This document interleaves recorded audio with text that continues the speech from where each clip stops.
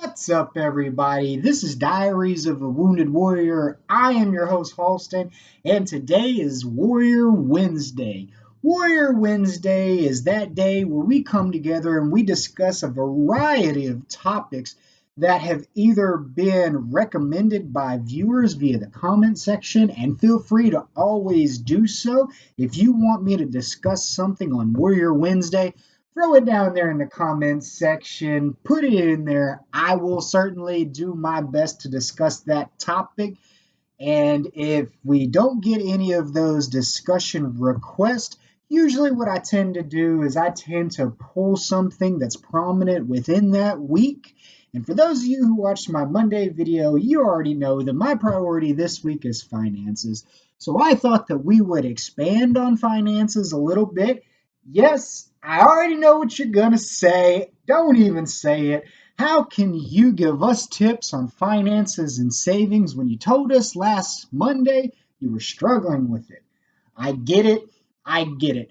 But all in all, I feel like I am very, very productive and successful with my investments and finances. Had a little bit of a short hiccup, and to be honest, whenever I say I was struggling with finances, I mean that I spent $50 too much that month. Very, very minor, very, very small, but I felt like it was something I needed to discuss with my family at that moment, and we came up with a plan to make sure that it doesn't become a trend, doesn't become a problem, and we fixed it. We snipped it in the butt, and it's not going to be an issue in the future.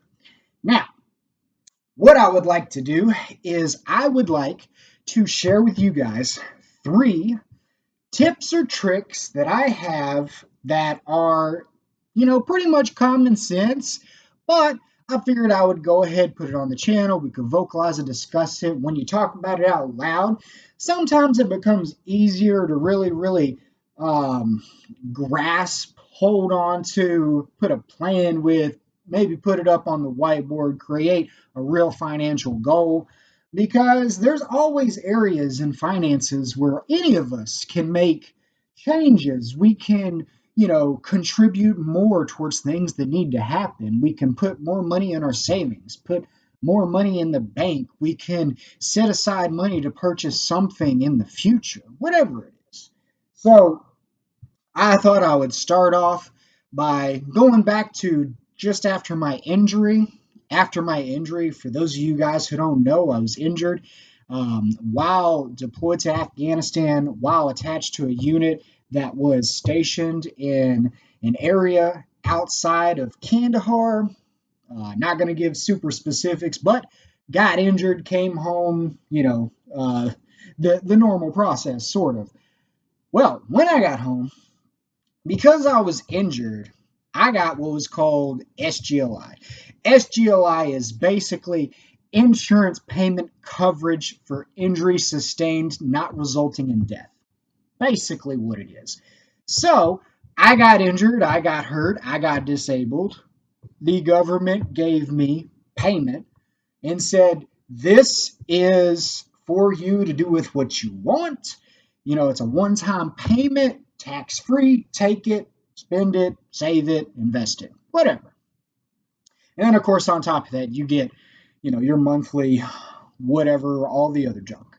But while I was recovering, while I was going through my, physical rehabilitation, while I was going through all of my therapies, I was surrounded by soldiers who I met at the same time. We all came in at the same time, and usually you're put in clinics where you have similar or the exact same injuries. So you have a lot of similarities with these people that you're spending a lot of time with. So you get to know them usually pretty well. Well, I noticed a trend or a pattern with a lot of individuals who would get large sums of money. I mean, guys, we're talking about anything between $15,000 and $100,000 tax-free money. Some of these individuals are 19 and 20 years old, getting $100,000. Some people didn't do what they needed to do, in my personal opinion, with that money. And I don't think it's their fault. A lot of people don't have counseling, don't have somebody to step in and guide them in that direction, tell them that, hey, you just got this money, you don't know what your future looks like. Probably not a good idea to spend $60,000 to buy that brand new, fully loaded Chevrolet pickup that you really, really want. Whenever I mean, honestly, like if they got paid that much, they're probably going to get disability to cover those payments. But there's better things, better ways you could go about that.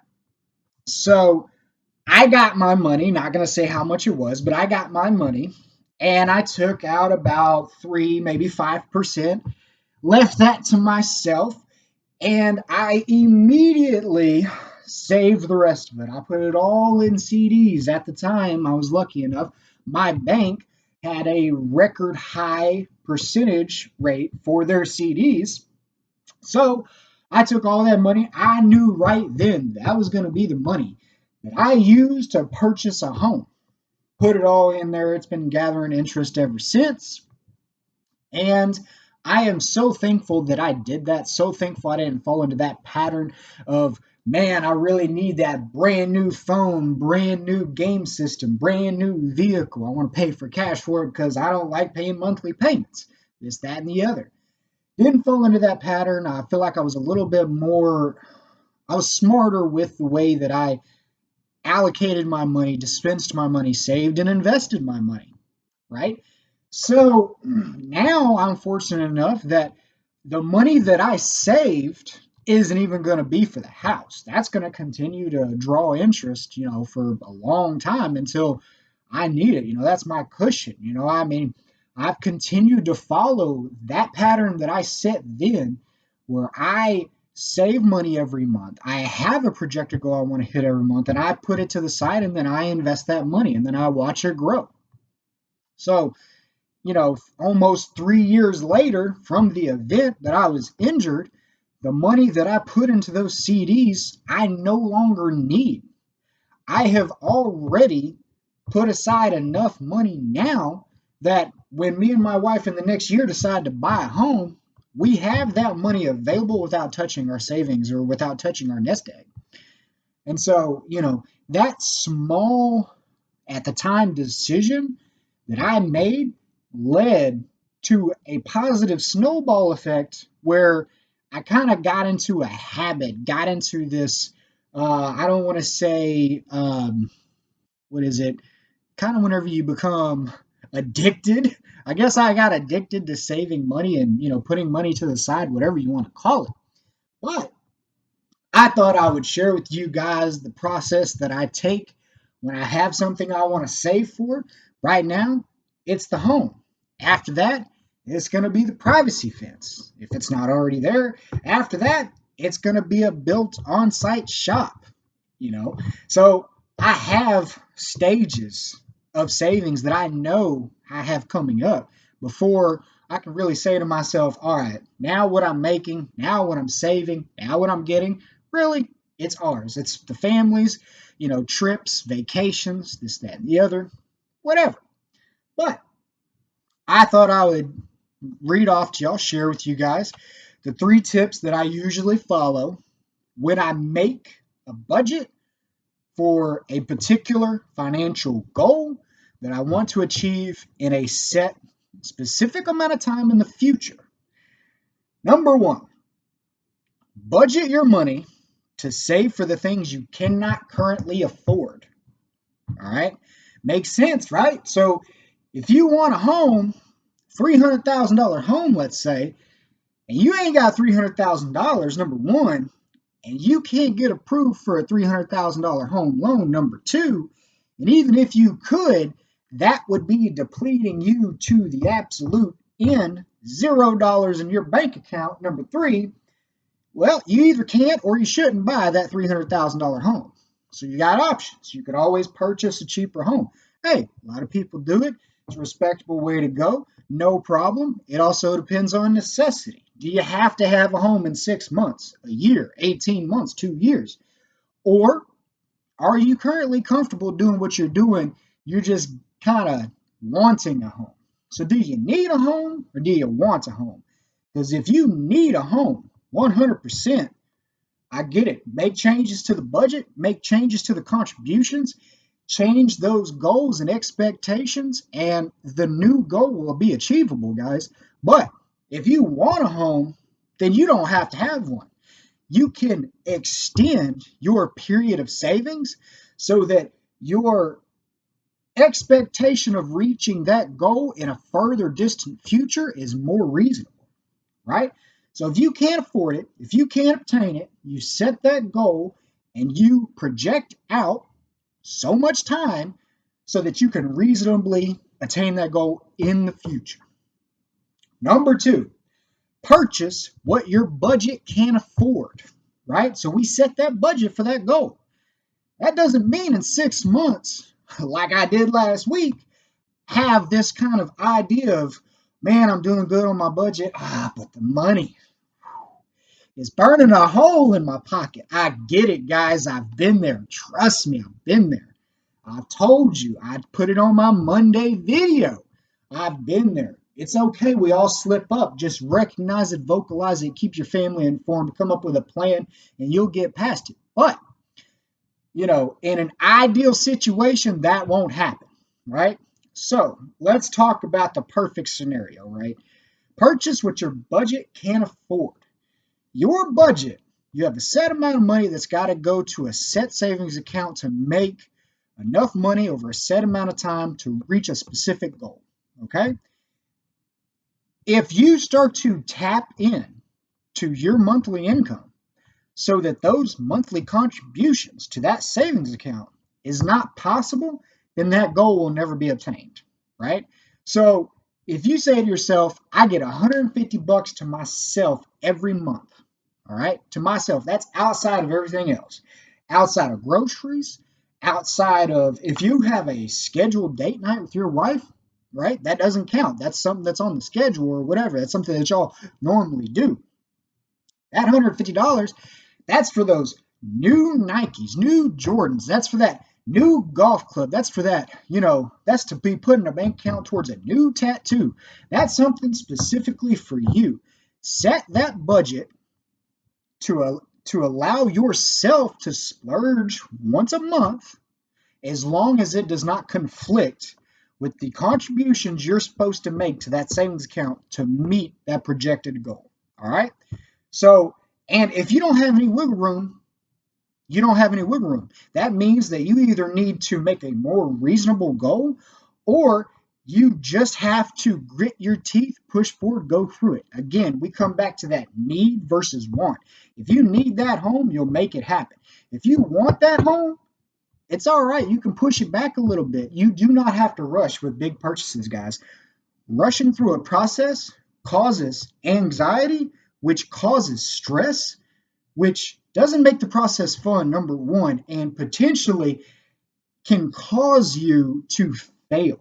Because, especially if you're in a marriage or with a partner or in a family, if you are doing a goal that not only affects you, but the group, if your anxiety is through the roof and you can't communicate or socialize with the people close to you who's helping you get to that goal, guys, you're going to crash and burn. It's not going to work. The process is supposed to be fun. Watching that money, that nest egg grow is supposed to be fun. Keep it fun. Keep the anxiety level low. Keep the goal reasonable. Number three, invest your savings according to your level of risk and the level of necessity of your long-term goals. Again, guys, do you need the house or do you want the house? Is the house something that you have to have in a year, or is the house something that can be 5, 6, 10 years down the road potentially? If so, and you have that little bit of money you're setting aside for yourself, but honestly, I mean, most of the time, like me, I don't need anything. I don't have like things that I have to have month to month. I have things that I want, but I don't really have anything I need. I'm pretty much taken care of. I got everything I need. So if you're setting aside that monthly allowance, not doing anything with it because you're a simple person, which I did not say I am, but if you are a simple person and you have that monthly allowance, not doing anything with it, invest it. Invest, invest, invest. And depending on what your level of risk is, depends on how you're going to invest, right? If your level of risk is zero, then you're probably going to invest in a savings account. If your level of risk is low, probably going to invest in a CD. If your level of risk is medium level, is mid to high, low to mid, somewhere in that middle section, I would suggest stocks. Me and my wife, we invest in stocks and we get, you know, pretty decent returns on our stocks. Also, on a side note, benefit to doing stocks as opposed to doing CDs, you have access to manipulate your investment. What does that mean? That means you can sell stock to invest in other stock. You can sell your percentage of a company to invest in a certain percentage of another company.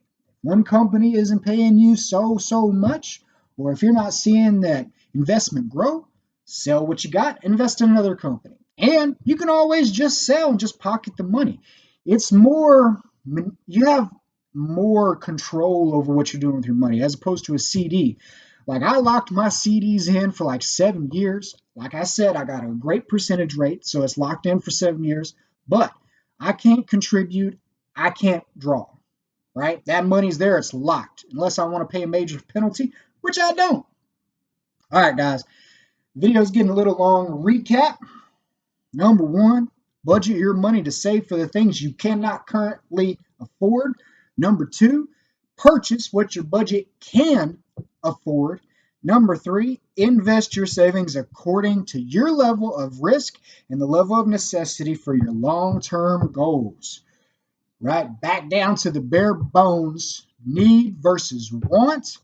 Make it reasonable, make it logical, make it obtainable, keep the anxiety level down, and above all else, enjoy watching your investment grow. Enjoy the process.